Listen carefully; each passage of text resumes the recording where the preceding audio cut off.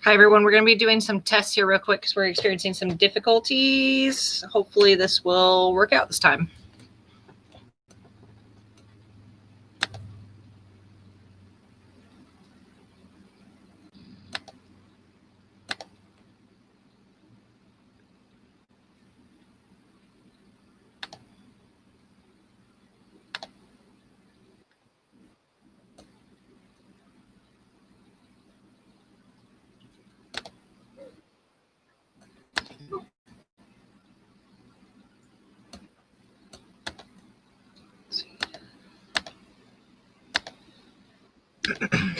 Confusion, I can hear you. Can you hear me?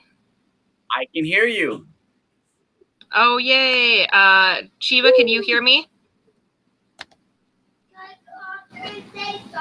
Not yet. Chiba, can you hear me? I can't hear him either. Why? Chiba?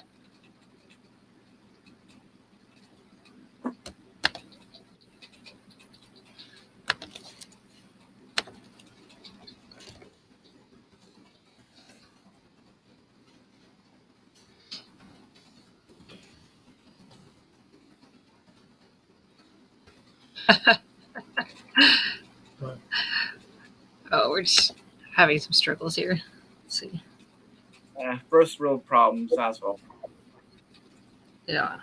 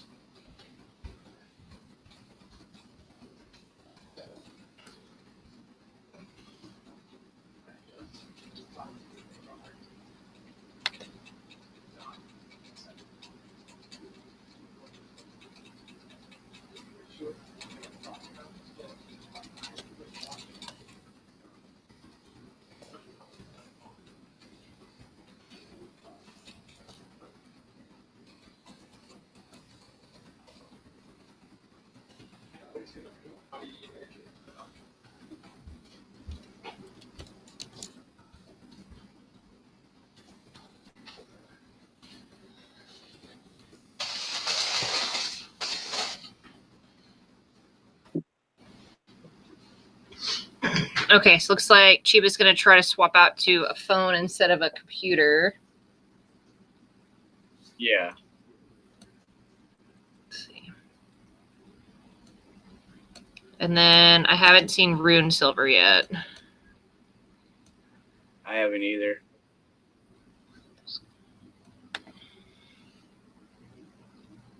I can message him if you want.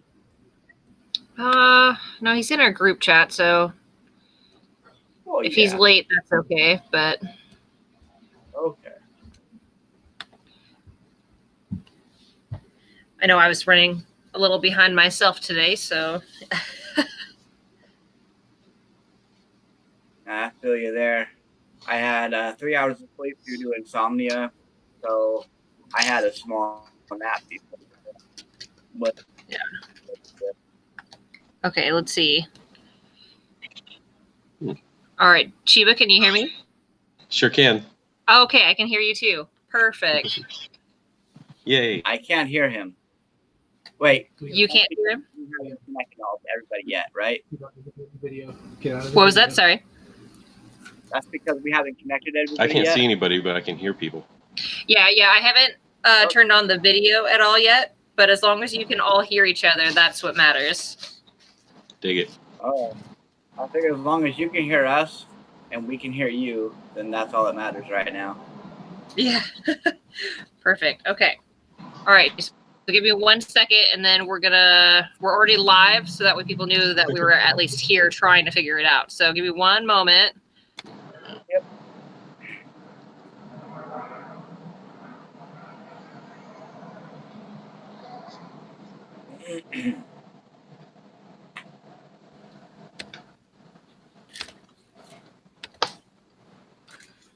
All right. Hi, guys. Oh, trying to get in the right view of my camera. There we go. So let me cross share this real quick and then we'll get going. All right. Sounds good.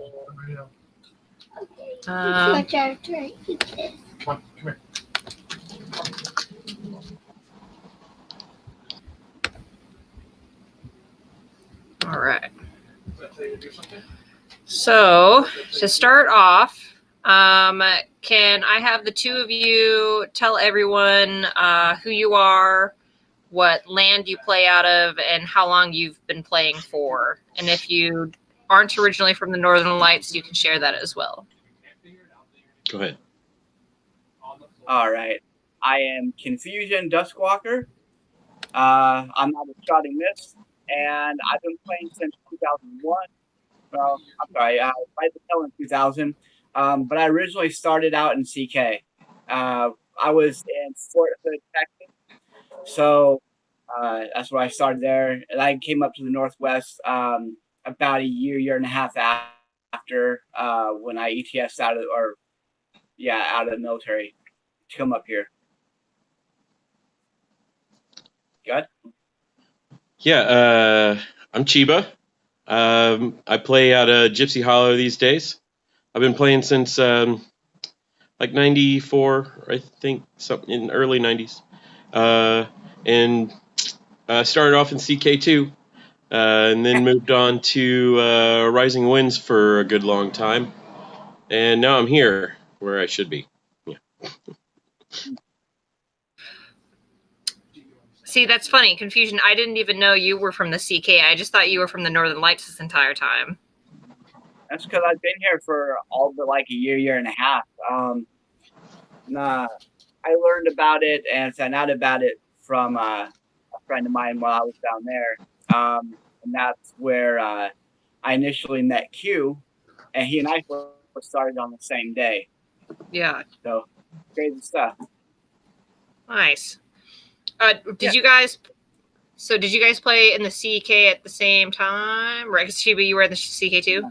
Or just Rising Winds? I left CK for Rising Winds in, I want to say, 99. So that'd be like right before he came on board. And I was playing in Talonfield, which is Bastrop at Austin. Okay. Yeah. Awesome. Yeah, I started in Midian, which is now Murky Waters, which is Killeen, Texas. Yeah. I didn't even get to that area until like January '99. So, yeah, I don't think I would have met you. Yeah. Quite a difference there. Okay. So, let's see. How many Orders of the Crown do both of you guys have? I think I have 7. I want to say. Not to be honest, I'm not 100% sure because, as I'm sure you know, that's kind of a recent addition to the pile of awards. Right. Which I'm fairly pleased about. I like the standardization of that particular award. It's a little messy before. Yeah, definitely hard to kind of keep track. Confusion, how about you? I have 8, and that's obviously with the conversion we had. And yeah, the whole figuring out how many points you have and what counts and what doesn't count kind of got a little confusing there for a little bit. No pun intended.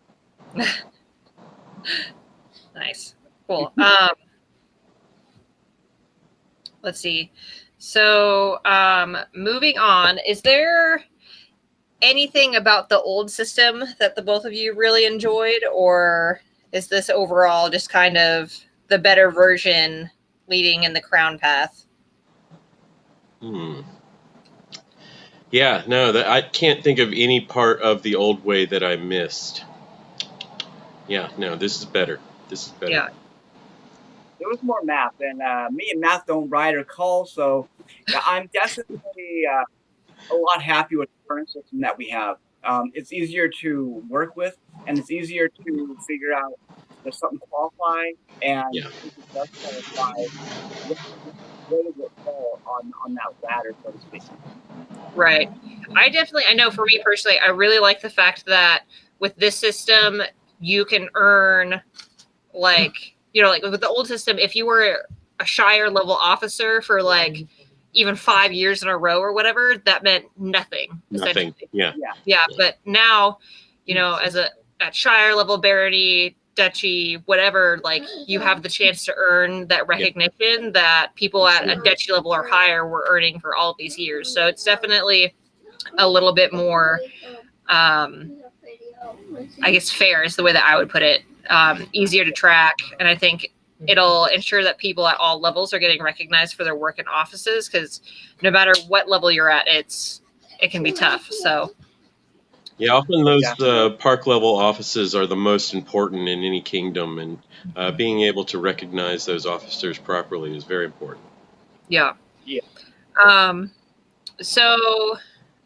Have either of you served in kingdom level offices? It doesn't necessarily have to be in the Northern Lights. It could be in Rising Woods or CK or anything like that. Or have you mostly stayed within your land statuses as officers? I have not been at kingdom level, but I am currently running for kingdom champion. Mm-hmm. All of my offices have been with the Shotting Mist at the duchy level. Yeah. I was regent of Rising Winds for a time. That was really nice. But what I'm proudest of outside of like local park offices was my time as prince of a principality I helped make. That was a real crown in the jewel, if you will. Oh, sorry. You broke up there for a minute. Shiva, could you repeat that for me? I said the real jewel in my crown is being prince of the principality that I got to help found. Yeah, that's awesome. Yeah. All right. And that's a hard job there too. It's tough. Okay, so moving on. How did the both of you kind of get started in running for offices, be it at local or higher level? Since we always have newer players, and especially in the Northern Lights right now, it seems like it's kind of almost tough to get newer members to step into office. So what encouraged you to get into office, and what kind of advice would you have for players who might be interested but kind of shying away from it at this point? You want to take this first? Yeah, go ahead.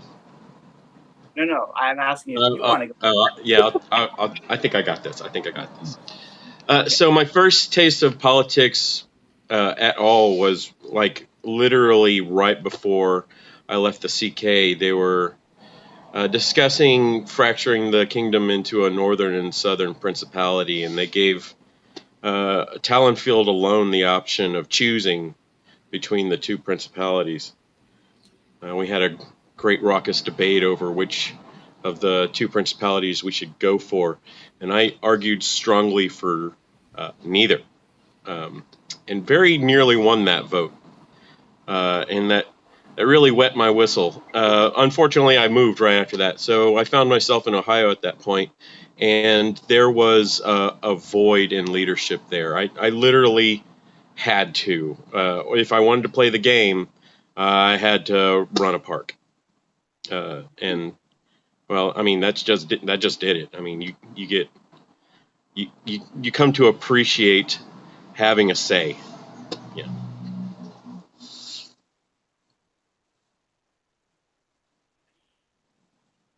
For me,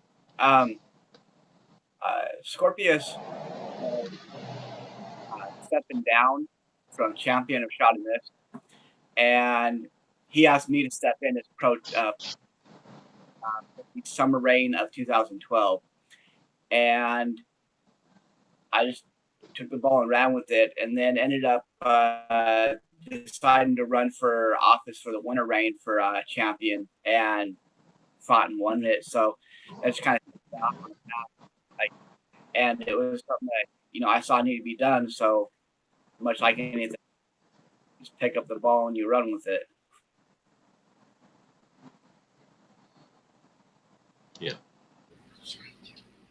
Awesome. It's great answers. It definitely, I feel like it's a story that I hear often where it's like, oh, I ran for office because nobody else would do it, or pretty much somebody asked me to do it because they no longer could. And I feel like it's a hard thing to experience that, especially in a park that might be struggling. Mhm. And on the flip side, there's some parks like Inland Ocean, where I'm from, like, we're a very self-sufficient park where we almost don't need a monarchy. Like, we essentially have a monarchy as like a, like, you know, to say that we have one, but because we're required to have one, but not every park can run that efficiently by itself, by its members, just knowing what needs to happen every day. And so when you're like basically hit this point where you're like, well, if nobody else does this, like, everything's going to fall apart, it kind of makes it hard to step into office. So I'm glad that you both kind of took those initiatives and went for it, because, you know, without people like you, Amtgard really struggles. So let's see. So let's talk about the differences between lions and crowns. So obviously Lion is a Flame Path award, but it kind of correlates a little bit with Crown because it talks about leadership and running and organizing. So what would the biggest differences for you guys be between these two awards? And if you were going to explain them to players or to or advise monarchies on how to award both of these, what would you say to them?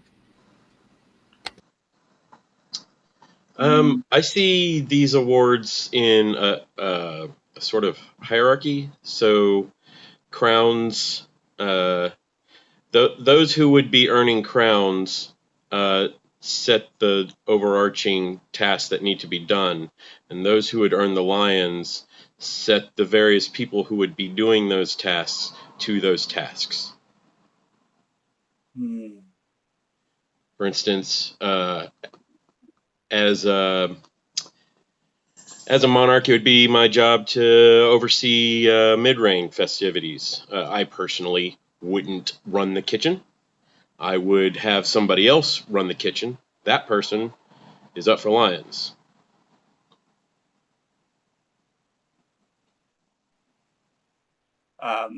My outlook on it, from a personal standpoint, I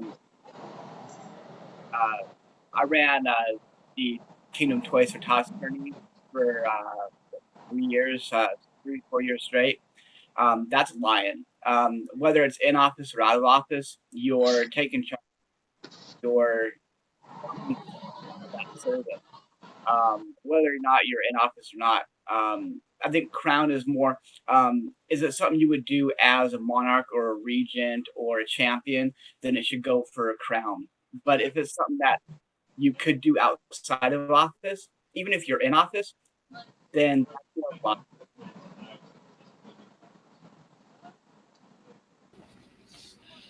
Awesome. I definitely think those are both very valid answers. And hopefully that'll kind of add some clarity to our players as they, in the future, start awarding crowns and lions. Because I know for me, one of my biggest concerns and confusions was when they didn't move like lion over to crown. Instead, they created this whole entire another award, because it's like, well, you know, like lion kind of meets that criteria that we were looking for, but we just made another award with basically almost the same wording. So it's definitely like this weird area where I feel like there's going to be some confusion for a little while until we get it really figured out.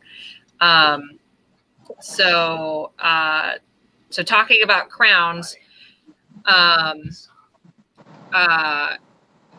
if someone is in office, no matter like how well they did or how bad they did, do you guys think that they deserve a crown? Or let's say like low levels to mid to high levels, like what type of standardization do you guys hope to see, where like quality versus quantity?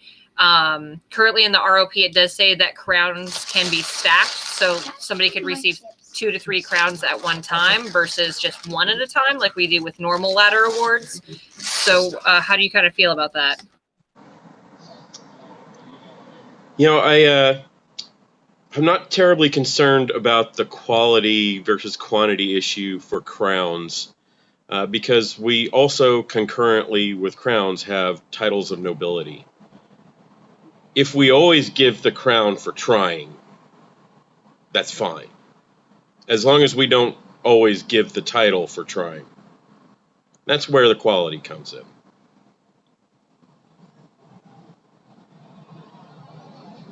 I think it's closer. Crown is to how we look at Orders of the Warrior. Up to a certain point with Orders of the Warrior, like before, the battlefield prowess can substitute for tournament.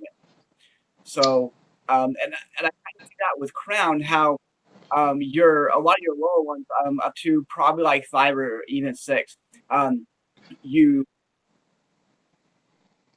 you should be getting those for performing in office, and at least trying. If even if nothing works out the way that you want it to, you put in that effort, you should get recognized for putting in that effort. Obviously, if you are not doing anything in office that you should Yeah, be you get doing, kicked out. and No award. or you should be probably removed if you're not doing all the things you're supposed to do. Yeah. However, there are occasions where poor performance should not dictate a crown, and obviously the higher you go in your crown, the more difficult it should be, because it is a ladder award that leads up to knighthood. Yeah, those last couple should be like kingdom or interkingdom organizations. Yeah. Like the example given under crown, like the 10th Order of the Crown might be awarded for serving as a kingdom monarch and encouraging your kingdom in such a way to promote new player growth. And you can accomplish that in so many different ways. So something like that I could see as kind of like something to look at as like a benchmark. Yeah. And it's understandable to put those on some of the higher rounds, say somewhere between 7 and 10, having those better expectations, because at that point you should be doing these things which promote land growth, whatever it is your role is in monarchy. Awesome. So kind of talking about like that higher level. So I've heard in the past from people who are getting ready to reach like masterhood levels, or when people were getting considered for knighthood, because there wasn't like a masterhood for crown. It was just like you made your points and then they could knight you if they wanted to. And for in the past, I heard a lot of like, well, was that person ever king? And that kind of became like in the Northern Lights, this like the standard of like, well, if they've never been king, then the Knight Circle isn't going to vote for them. Do you, for a 10th or a masterhood level, do you think that there should be that expectation still, or because it's like this ladder award now, do you think that idealism should change? King specifically, I think might be a little too restrictive. There are a number, for instance, interkingdom organizations you could take part in that I would consider worthy of that sort of thing. And even like the BOD, oh my God, what a pain in the butt that is. That should be on the list of like the high level crowns. But like the general sentiment that that like there should be some sort of like large collective that you've organized in order to get that crown. I mean, because that's the point, is that you're organizing a large number of people, and Monarch is the like the obvious way to do that. But I don't think it's the only one. No.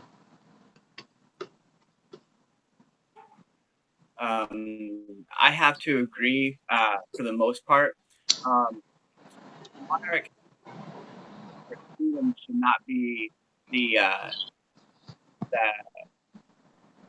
feather in the hat that you have to reach for. There are people who they excel as regent or champion, or they have all other skills that they're better used for. However, I don't think that BOD should be a part of that. BOD is a completely separate entity from your monarchy, and with Crown Path being for monarchy stuff, especially with all the examples given in it and how it's meant to be. If we gave out Crown for BOD members, then I think that it detracts from what it actually is for. BOD, it's that is one of the duties of a monarch. Right, but you're automatically put on there. You didn't run for the office.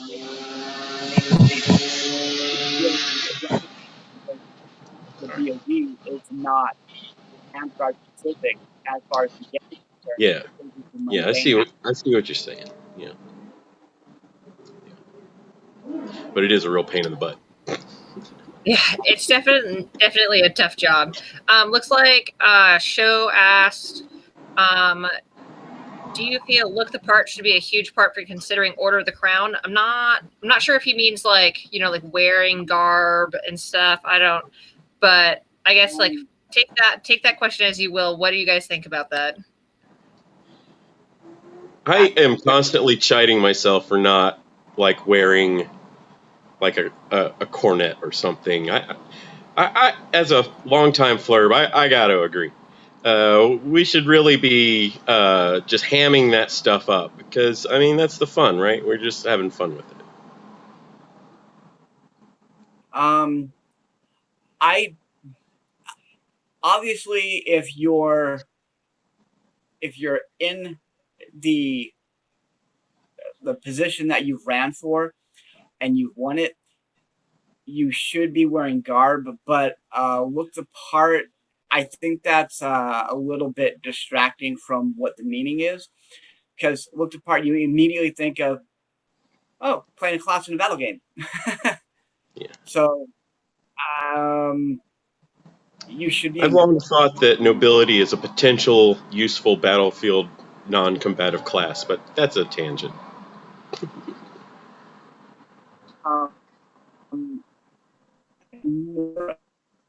You should be, if you've got colors like Shrouding Mist. If Shrouding Mist has your office and they have tabards, Kingdom has specific garb for its Kingdom officers. You definitely should be wearing those.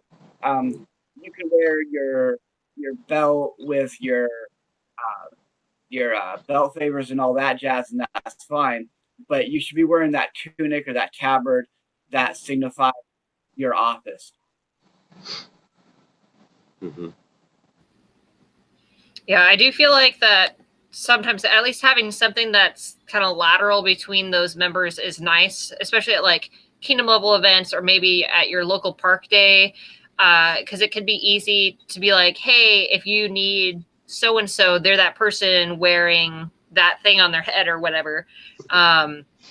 I know like I made some belt favors for Stormhaven before I left, and each of them had like Monarch, Champion, Regent that sit on them to kind of like help with that. So that way, if maybe you were a newer player, maybe you didn't know their name, but you knew that the Regent is the person who was supposed to teach people and promote arts and sciences, you can like look and be like, okay, which one of these guys is the Regent, So I definitely agree that having some sort of symbolism is nice, especially when you're trying to identify those people. Mm-hmm. Mm-hmm. Let's see. So, let's kind of talk about skills that you've gained outside of Amtgard that you've used in office in Amtgard. So, whether it be work related, school related, any other sort of resource that you guys have kind of used and implemented into your workings in AmpGuard? Myself, I was in the military for 11 and a half years, between National Guard here in Washington and being active in those parts of the country being deployed. So conflict resolution was a huge thing. Soldiers, they can get hot-headed, and you've got to make sure that they do their best to keep their cool, and you're able to handle situations when it starts to get out of control. So that definitely helped. When I was Monarch, we had an so immediately be able to pull those people apart, figure out the situation, get it handled, and hand down restrictions that needed to be put in there. I mean, without my prior training and whatnot, then do.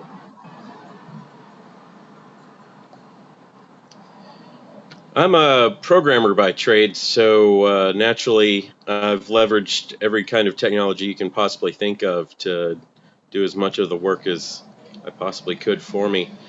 One of the things I found particularly useful is, those reigns can get pretty long, and the things that looked so important to you at the beginning, you lose track of pretty quickly. But programming has an entire process for managing long-term projects like that, called agile development. So basically, not to get too technical here, but I just build out the reigns waterfall of tiny little points that I have to hit along the way, build out all the applications to keep track of the notable things that happen along the way, and I just work the waterfall one step at a time until into the reign, and I'm done.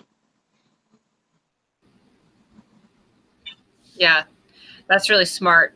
I think both of those skills are definitely useful. And if anybody's watching, having those two knowledge points is really important. Being able to problem solve, communicate with people, and keeping track of what's going on in the reign. It's literally one of the most important parts of the job. I know that, like, when I was Monarchs, I would have like a notebook like at the field with me every weekend, so I could keep track of things that happened, whether they were good or bad, because you're supposed to be that person that knows everything, even though it's really hard to know everything. So let's see.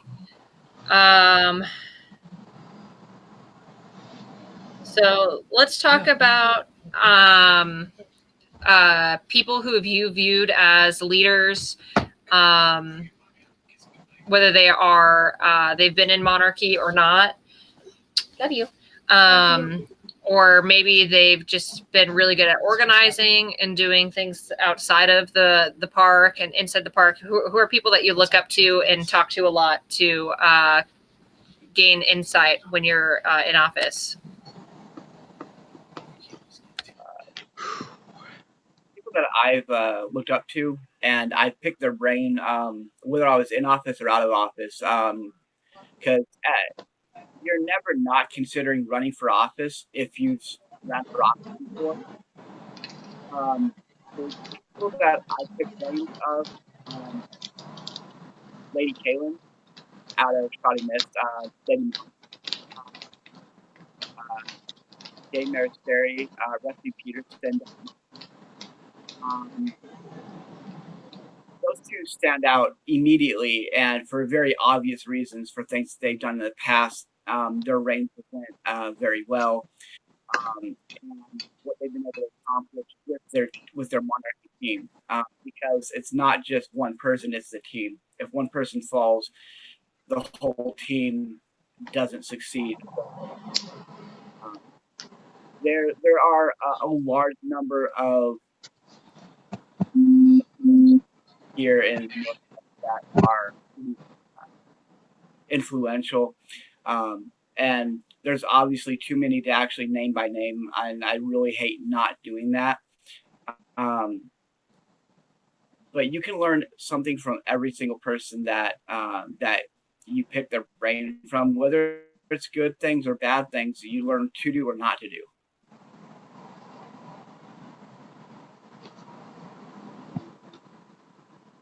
My mentor, of course, has always been my knight, Sir Warbird, the Colonel, we called him.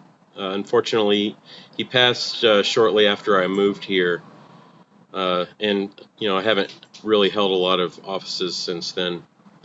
But even doing the work I'm doing now with the rules rep position, I can still hear all of his advice ringing in my ears the whole time. And it's nothing particularly like earth-shattering or profound, but fundamentally the reason he is my mentor is because when he did this work, he always made it look like it was the most fun on the planet.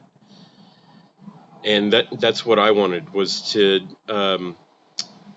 serve my community and have so much fun everybody else was jealous of me. So that's what I keep trying to do.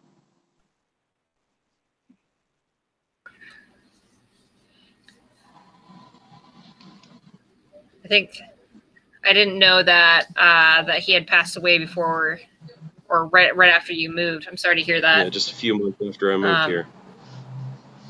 Yeah, that's tough. It's hard to kind of lose somebody who you look up to that much, because it's sometimes there's moments where you're like, well, if I had the chance to talk to them right now, like what would they tell me? And it becomes really hard when you can't reach out. So, well, he finds a way nonetheless. Right. Yeah. Let's see. Confusion, you're running for champion of the Northern Lights, and then Chiba, are you currently holding office or have plans to hold office anytime soon in the Hollow, or? But yeah, I'm the Kingdom Rules rep right now, and that's working for me right now. But I've been trying not to do too much office holding in the Hollow because, someone with this much creds can really fill up a room, and I want to leave space for them to be able to develop. So I've been mostly just in the background there, and I'll probably just continue to be there for a little while longer. And when I feel like I've comfortably found my place in this community, I'll try something bigger in the Kingdom community. Awesome. I'm glad to hear that. I'd like to see that soon. Yeah, we'll see Confusion, what happens after 2020. Right, yeah. Confusion, what was the most recent office you held at Shrouding Mist? I held Monarch. I did 2 reigns back to back. Overall, how well would you say that your 2 terms as Monarch went for you? Did you feel pretty good about it? Overall, I know that they went very well. There are some things that I obviously could have done better. I got feedback after the fact, and that was really helpful from multiple people on things that I did well and things that I could have done better. And very important. Yeah, definitely taking those to heart. And it's been a couple of years since I was in office, so I've taken some time to sit back and kind of figure out the things that I want to do in office and have a laid out goal set and a game plan for how I want to handle things. So definitely having more planning going into running for champion for Northern Lights, as well as being able to look at executing the office should I be deemed worthy of it by our populace. Awesome. And then, Chiba, do you think you're going to run for another term for our rules representative? Yeah, that's a good question. I may. I enjoy the gig, but again, I want to make sure I leave room for other people. I don't want to hog it all to myself. We'll see. Right. We'll see.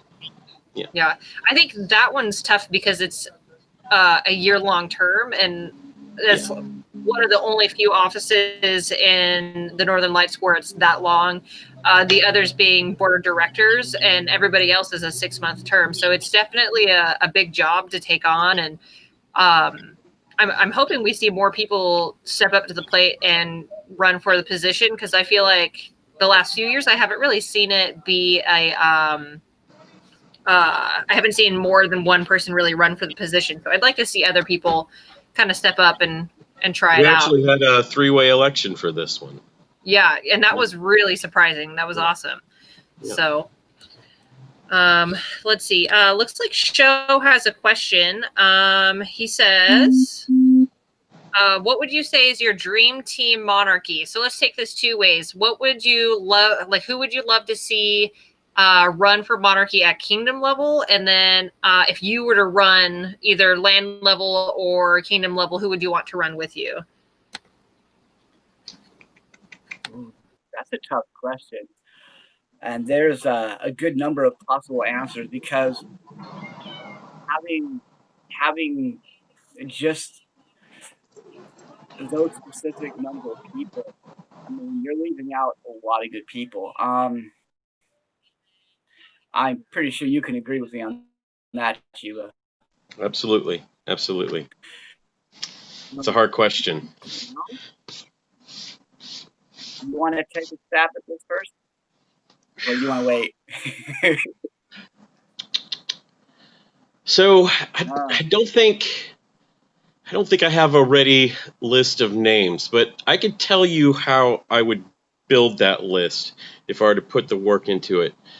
And it would be a team of rivals. Let me tell you what I mean by that. One of the terms is regent in the Rising Winds. In order to deal with the whole feast issue, instead of picking a single individual and giving them all the credit, there's a lot of really good chefs in the Rising Winds. It was a problem. Instead, what I did was I ran a top chef competition for the feast, and gave 7 different chefs a course, and served a 7-course meal to the entire kingdom, and made a game out of it. Ironically, the salad portion won. It was really magnificent, but that's what I'm talking about. If I had just gone with a single person, there's no way I could have pulled off a 7-course meal, and the quality of it would not have been even close to the quality I was able to deliver on that feast. Now, of course, that model isn't the sort of thing you can export to all the various parts of an event, but that's the sort of thing I'm talking about, where a little friendly competition where everybody's got a fair shot brings out the best in people. And a dream team is the team that you get the best out of. I can see that. Well, if I had to go with specific people, for just the team that I would want to take a reign, like a summer reign, where you can do all the things and you're not encumbered by weather. I think I'd have to go with Lady Caitlin as Monarch. Everything that she's done, both at Shoddy, when she was Monarch, as well as Kingdom, the multiple times that she's been Kingdom, I think she'd be a phenomenal person for that role. It's a toss-up for Regent between and Mary. And things are married, well, you get champion. I'd have to say Sir Show. His ability to create new opportunities for games. His input in quests is invalid. or not invalid, is invaluable. Is the word. Also, his attention to detail is phenomenal. He also is great about teaching and showing. So I really like that aspect that he brings to that. For Prime Minister, um, I'd have to say Lady Kiafia. She's done phenomenal work as Prime Minister, and I think she'd fill that role very well. And as for GMR, that is a very tough position to do here because that takes some other aspects that you want some of the other positions. But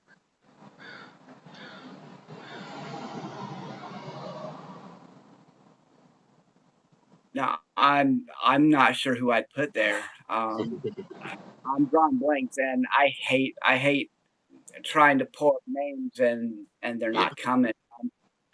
Although I think I'd like to see Unum be as a GMR at Kingdom level.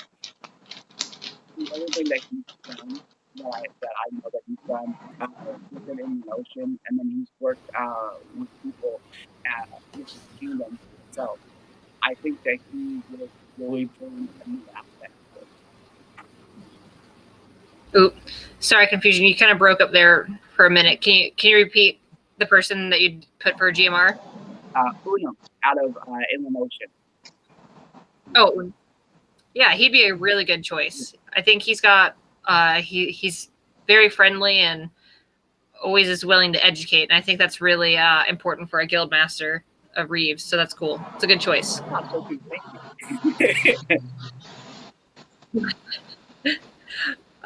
Let's see. So let's kind of talk about how Amtgard is running right now. So obviously we're mostly running out of an online format. Probably will be for at least the next reign, maybe the next 2 reigns. It's kind of hard to tell at this point. So let's talk about local level monarchies. So what kind of things are you hoping to see them do? Or do you have any advice for them on things that they could be doing that may not be happening?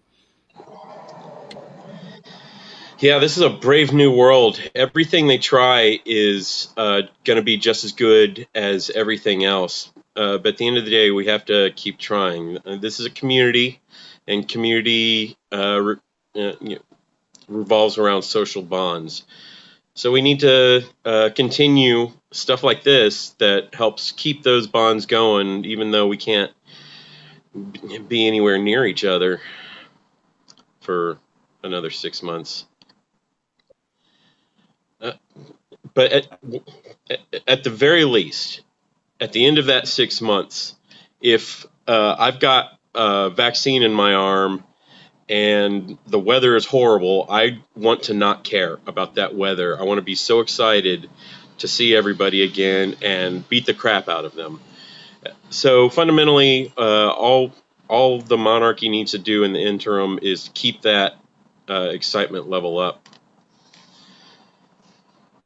so we can keep those numbers up.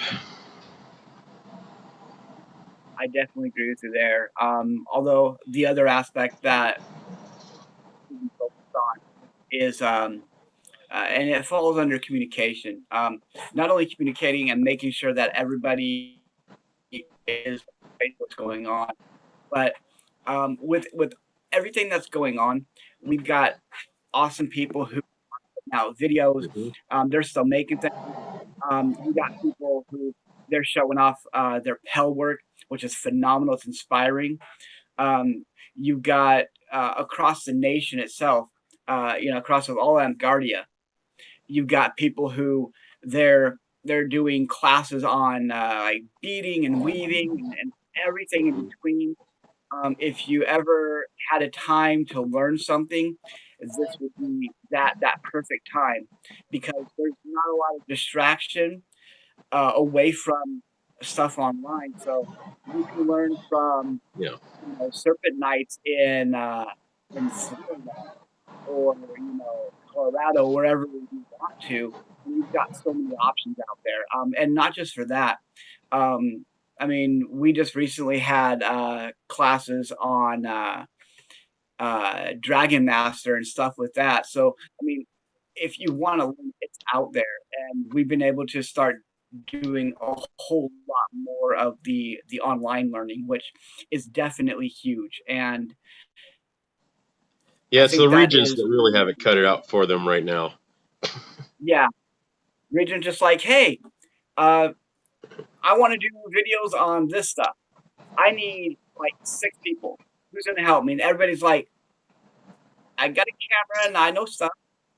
I mean, it's really nice. Yeah. Yeah. Yeah, I think that's all really great advice.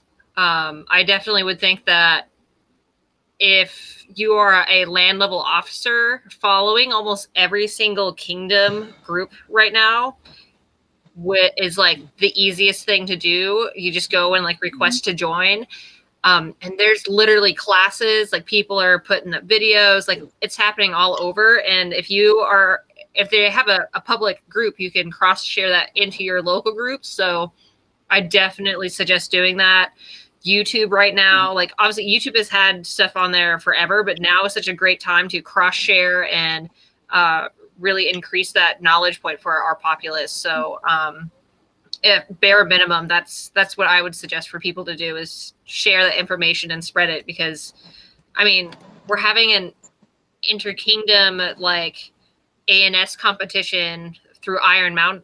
I think it's Iron Mountains, and it's literally like you're taking photos and submitting them of your works, right. And that's crazy. But I mean, like, it's cool. I would have never been able to participate in an Iron Mountains arts and science competition before, like yeah. In this day and age, it's now possible. Let's see. So we're already at almost an hour in. So we're going to start opening just all the questions up to our viewers. So if you guys have questions, please feel free to type them up in the comments, and I'll share them with these guys. Let's see. Show does have one. What was that confusion? Sorry. I was saying I've seen a couple that have been posted, so I know they're coming in. Let's see. So Killian has one that he posted up a few minutes ago. So it says, are there traits, qualities, quirks of a monarch that you would advise to work on for people to become better monarchs? Like sound advice for those who could have done better, for example.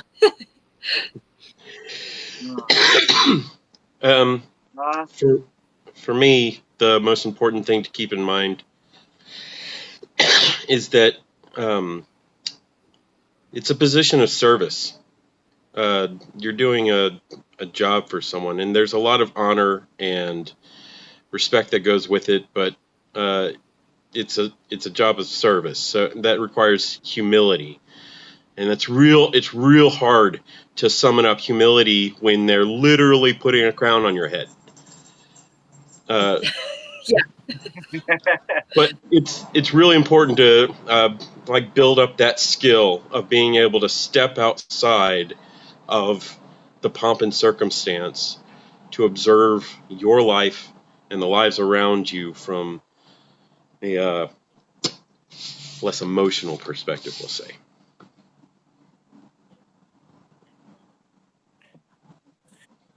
Yeah, I definitely agree with you there. I will say that even if you got the best laid plans and you've got it all written down and you're starting to get stuff done, something's going to happen and it's going to throw something off. And being able to maybe not even modify, maybe have a couple of alternatives. Like during my reign, if we're unable to play, what do I do if we're unable to play? Whether it's the park has to be shut down for a couple of weeks or months, as in Shrouding Mist is looking at having be done with Sprinkler Recreation Center doing this big renovation coming up. We were, if you're Monarch or part of Monarchy at that time, you got to figure out what do we do because of this. And you can't just rely on, oh, we'll just go over across the street, because that might not be an option. So having the ability to have fallback plans and make sure they're written down.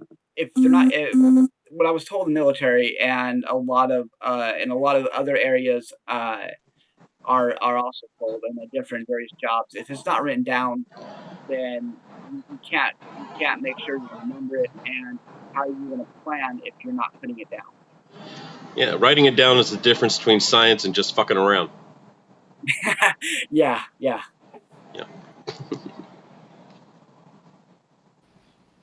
Awesome. Let's see. One of the things that I would suggest too is, like, when in doubt, take it to an all things. Like, if you are unsure about something, whether it's like, hey, let's run this quest, whatever, like if you're uncertain if your populace is going to like something, all things is a great place to even just, you don't have to vote on everything. It doesn't always have to go to a ballot. If you just want to get like a head count of if people are going to be interested in something, like, and all things is a really great thing to do to kind of gauge and figure out what your populace even wants, have open discussion, because just because you might want to run something or you think something is a good idea, they might not like it. So figure that out and talk to your group. That's a great way to gauge your populace and where it's heading. And doing that, you can get ideas from them as well. Yeah, it's a good way to pull in ideas. Let's see. So we've got one from Show. So he says, with titles being part of the Order of the Crown consideration as monarch, how do you get past the overlooking of titles due to the old problem of title/award assumption, as in so-and-so has that award, however, they do not? Oh, dude, don't even get me fucking started. Dude, look, God, it's been more than a decade now since I've come to the realization that you just got to roll with the so-and-so had it and no, he didn't,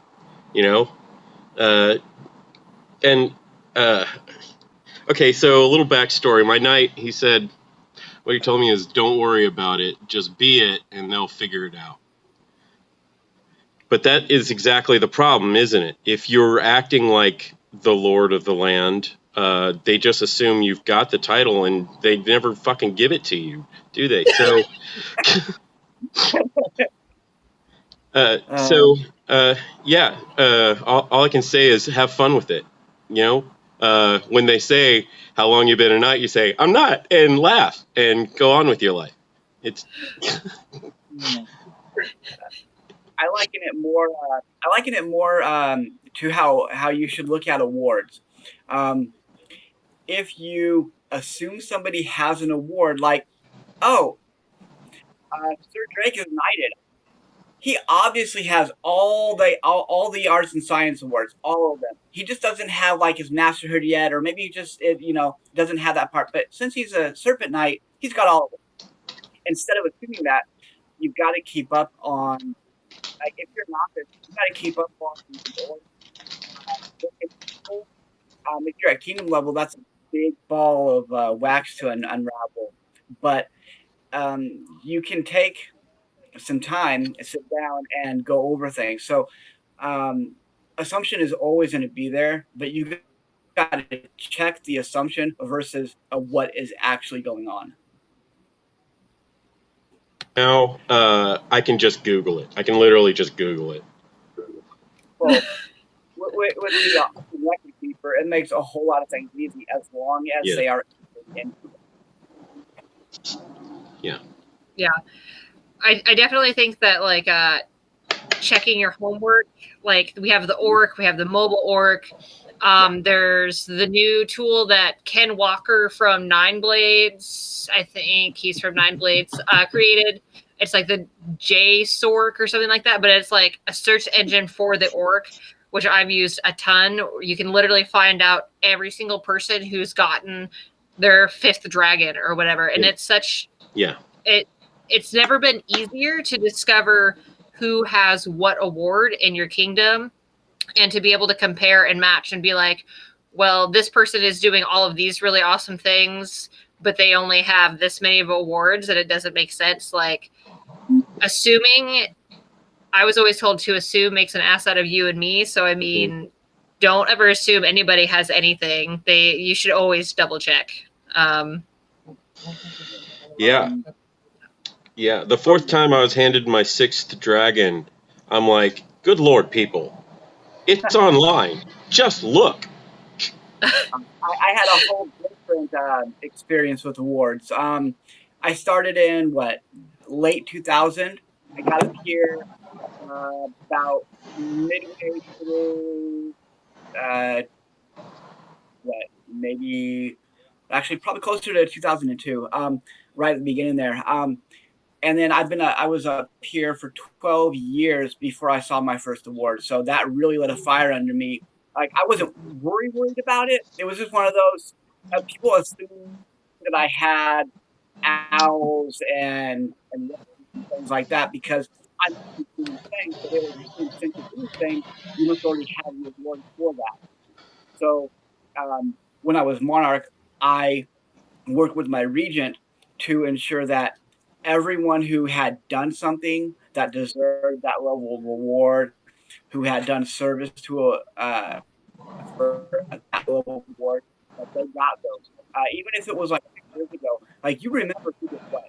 You remember if Cutter made some awesome armor, or if Smasher made this awesome weapon. You know, you remember these things, and to go back and make sure that they get them, I mean, that elevates people to a whole new level. And doing that not only made those people feel better, but it upped the arts and sciences in Shrouding Mist exponentially because of that. People see what I'm doing. Well, now I got a fire under my butt, and I'm going to start turning out stuff because people care. So, I mean, that was my personal take on that now. Look. Mm-hmm. Well, I think it's important too, like, as a monarch, even if they have like awards, like maybe they're like, they have really high level awards, or maybe you're a Shire monarch and you can only give out to like 3 or whatever. You can also start leaning on, kingdom level officers to help you hand out stuff, and then also hand out the awards that people don't get very often. Like, we have the Zodiac Awards. Like, you can give those out monthly. If somebody is doing really cool stuff that should be noticed, like, give them a Zodiac. Be like, hey, dude, we saw you making these crazy shields, and like, that's so awesome. Here's a Zodiac. Keep doing cool stuff. The recognition, as long as you're recognizing your players, I think that it's always inspiring, even if it's, not always what you want to be able to give, but you should give them something. Come up with awards if you need to. I don't know. Like, we've handed out random titles for things. So, I mean, it's important to be like, hey, you guys are doing cool stuff, and tell them what's up. Let's see.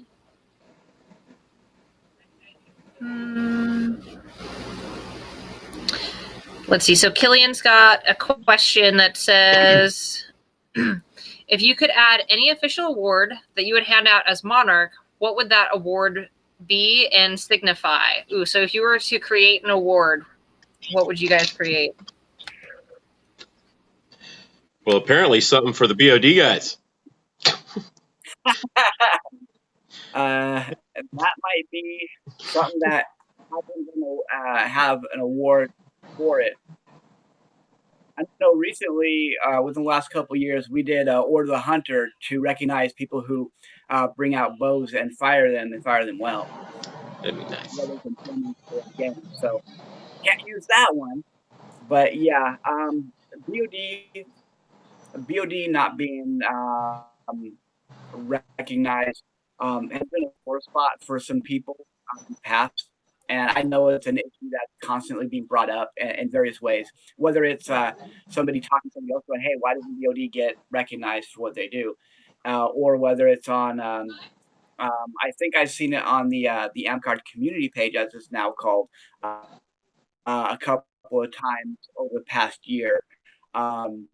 It's something that's brought up, and it should get addressed, at least for maybe a once per term award or whatever, whether it's a ladder or not. Yeah, I would personally like to see more something like a mask, but not as rare and almost never given out like a mask. Yeah.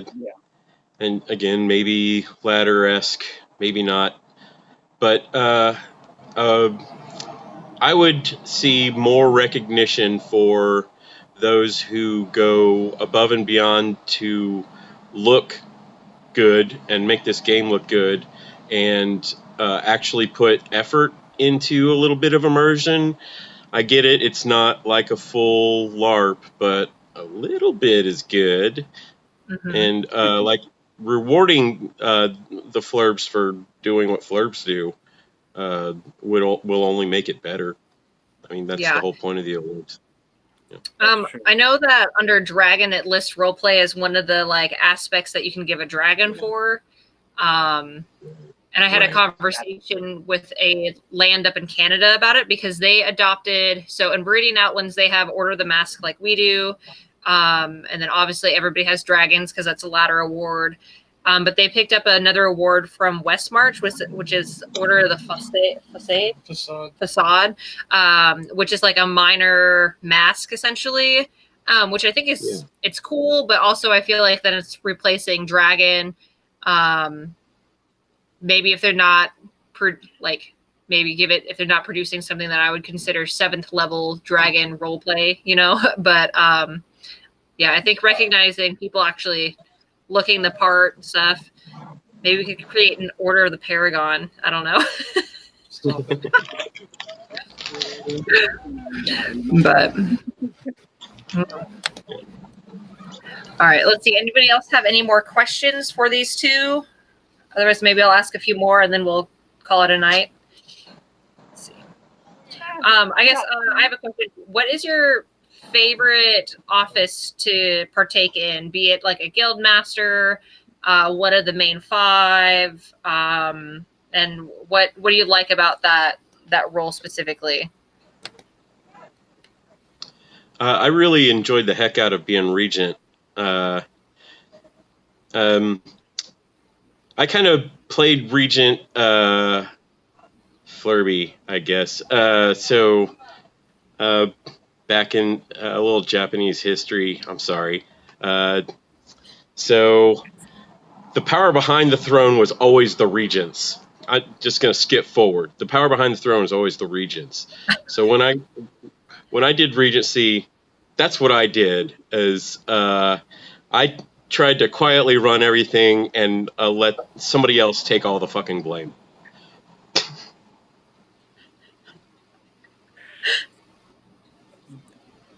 Well, if you got to do it the way you know best. Right. I'm torn between Monarch and Champion. I love the aspect of Champion where your focus is the field, and it's a very small focus, so to speak, compared to the broad aspect that Monarch brings. But I was told a few times that my actual skill set is best set for Monarch, because I like to talk with people. I like to go up to new players and talk with them. I've reached out to older players who haven't been out in a while and find out what's going on, what's out, figure out if there's a way for them to come in. Being able to set a schedule and work with the other Monarchy members and bring that schedule together. So I like both. but Monica apparently where my skill set lies. So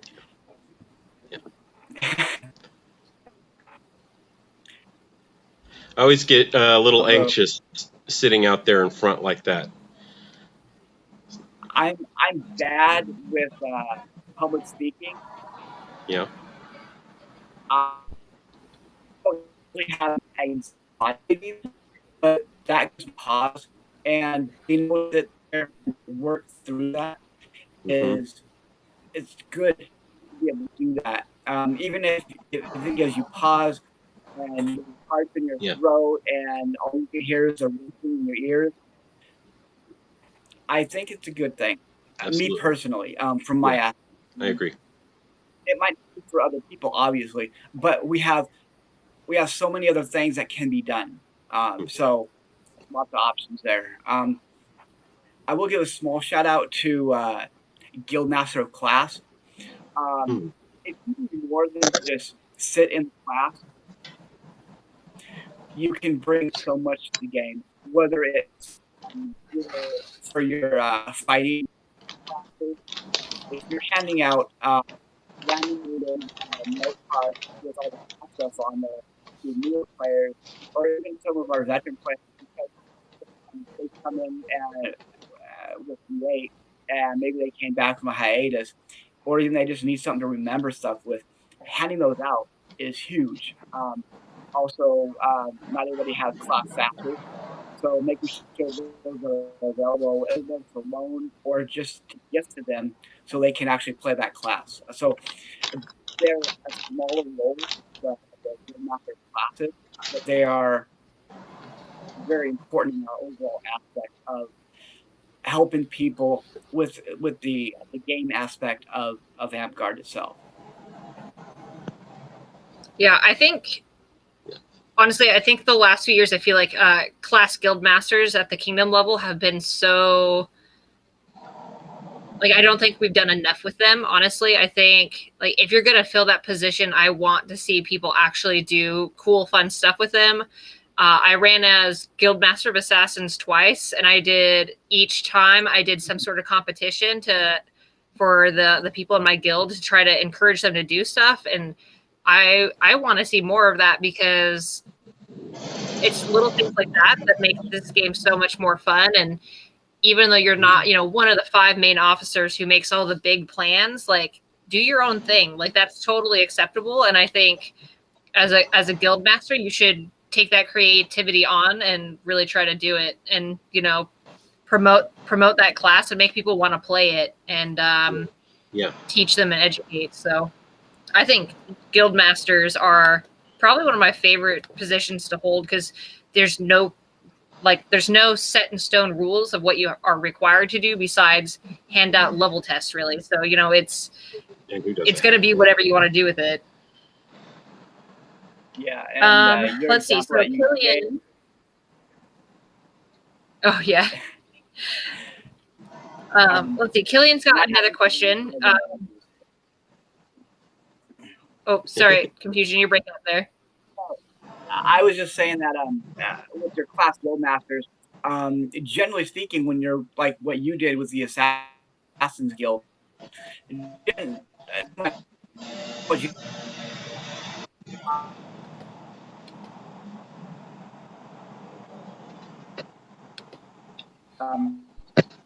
lost the end of it. I think that's Yeah, same. Yeah. Okay. We'll talk about it later. It's fine.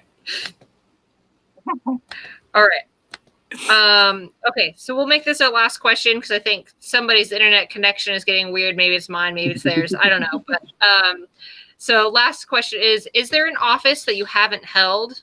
And what's keeping you back from that office? Oh, Prime Minister. That is very daunting. The like monarch, you have the ability to use 10%, but I didn't have to. Myself and the rest of my monarchy team came up with creative ways to work with things and to work around things. If I had to use it, it was maybe once out of the entire year itself that I was monarch. But prime minister, that's very daunting. Not only are you dealing with monetary funds, like on a one-on-one level, but that's everybody's credits. That's all the sign-ins. That's huge. So that's a very daunting aspect, and it's a lot of math. And I'm very apprehensive with math. Yeah, good PM is gold. And Yeah. I haven't done that one. I just don't want to. I'm a programmer. I don't need to do numbers for fun. I've been Prince, which is kind of like Kingdom Monarch, but it isn't Kingdom Monarch. So I haven't been Kingdom Monarch, and what's holding me back is, oh my God, I want to keep loving this game, and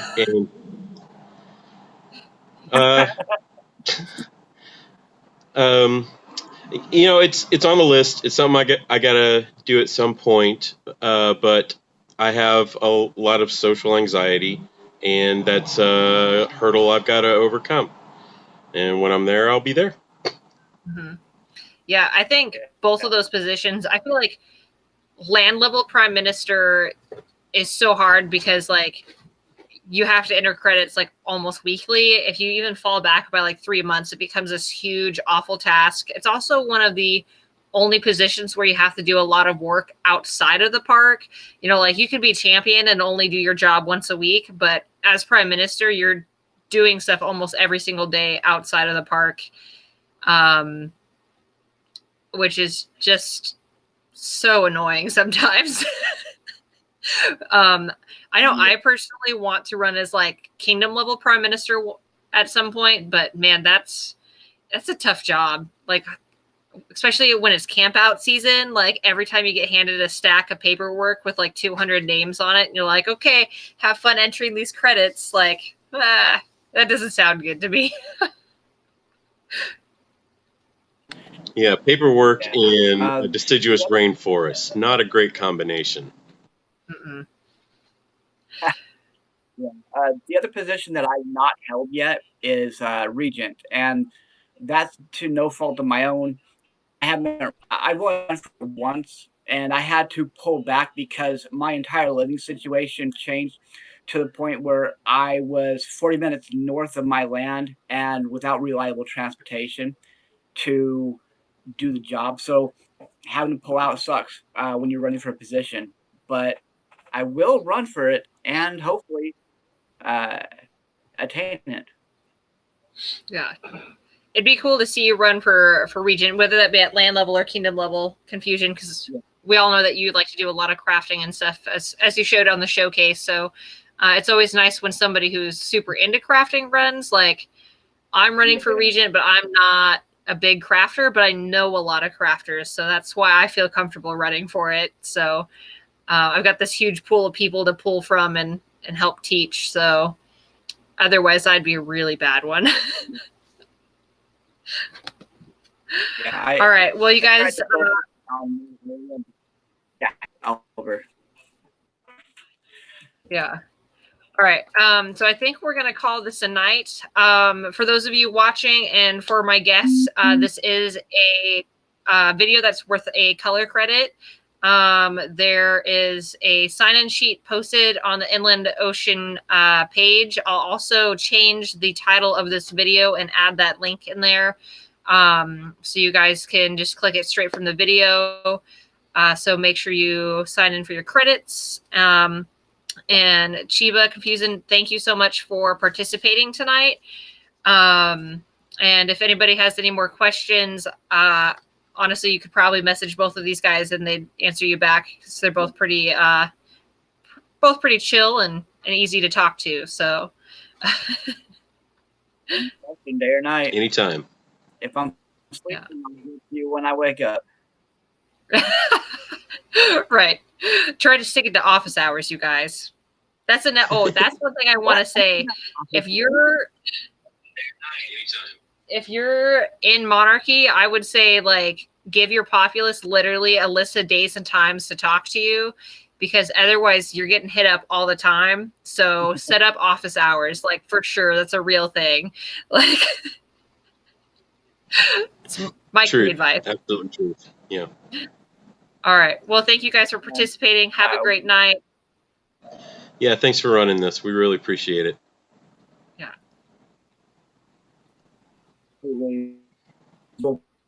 Pleasure, because those questions were quite tough for some of them. Good questions usually are. Oh, yeah. Awesome. All right. Well, we'll see you guys later. All righty. Good night, everybody.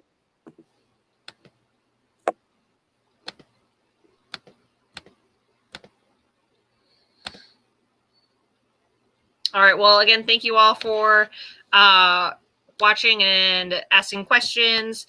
Again, you can feel free to sign in. Oh, there's Ormus.